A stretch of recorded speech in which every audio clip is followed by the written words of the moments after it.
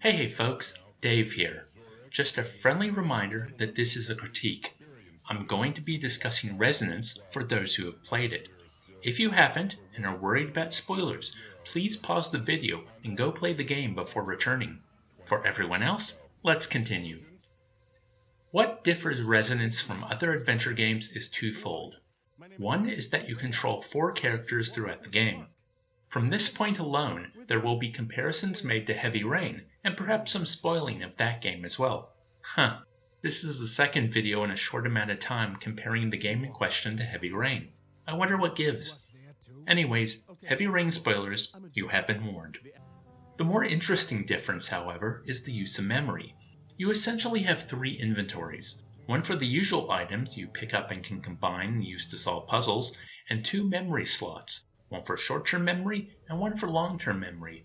Long-term memory features small cutscenes that play, either reminding you of information if you have forgotten it, or letting the character in on information that will now allow them to act with the game world in a new way.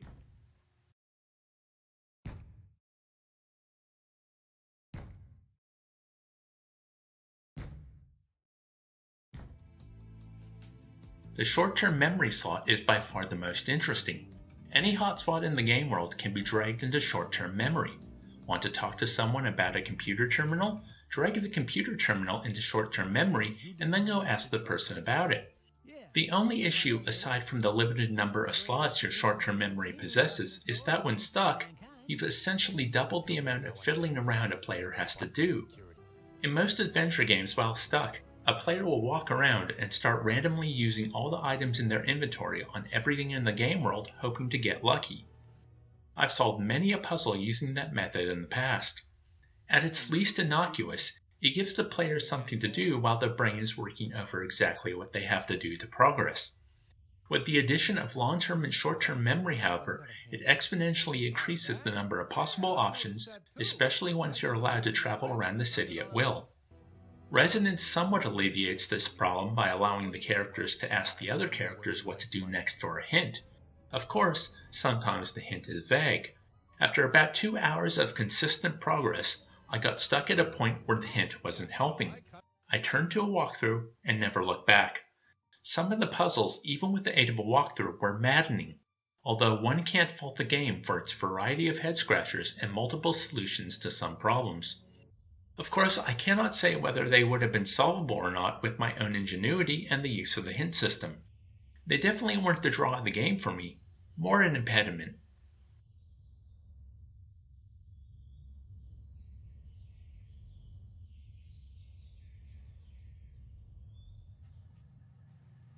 As with most adventure games, the story and the characters were what kept me interested. The game starts off with a global disaster before rewinding to a couple days beforehand.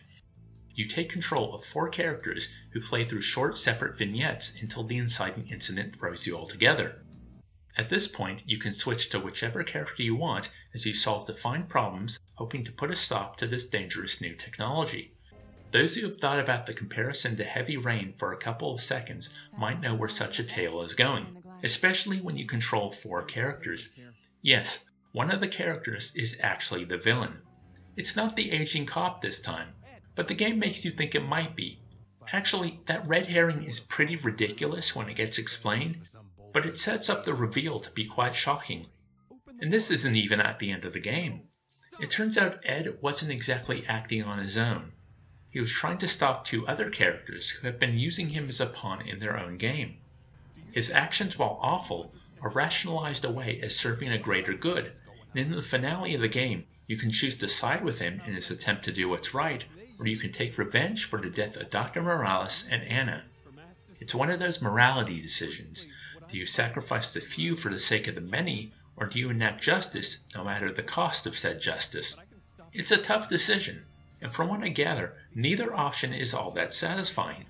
I chose to save the greater good, and pretty much nobody has a happy ending. Listen, Ed, we found the resonance device in the basement. We took it. You did what? Ray, what the hell? Sorry, Bennett. Ed might be sleazed, but these 11 Foundation guys are worse. I've got it right here. You're siding with this guy? You know what he's done? I know. I also know what the 11 Foundation has done. Lesser of two evils. I'm sorry. At its core, Resonance is a science fiction story about a new technology and a shadowy group trying to use that technology for its own ends. The 4 characters you play as get caught up in this madness, and by the end of my playthrough, all 4 were either dead or in jail for the murder of other people. So how did the memories play into this narrative? Not well. Only Anna Morales has gameplay sections detailing her backstory. To be honest, her tale is only tangentially connected to the greater plot through her familial relationship to the creator of the Resonance technology. The only reason her past matters is to be able to find Dr. Morales' vault where he hid the Resonance technology, which serves as a driving goal for all 4 players once they come together. Dr. Morales put safeguards in place that only Anna could solve, so we as a player have to know about her past to move forward. Ed, Bennett, and Ray's past don't matter, as it has no bearing on the main plot of the game.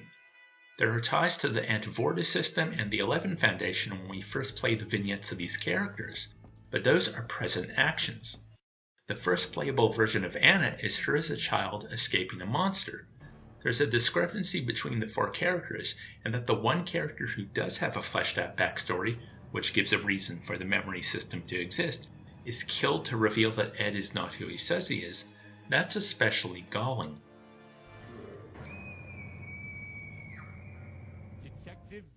My overall impression of Resonance is a little flat, and that might have to do with the ending I chose.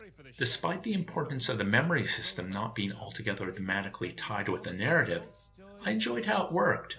I liked the characters, the overall story, and the world. It was good science fiction.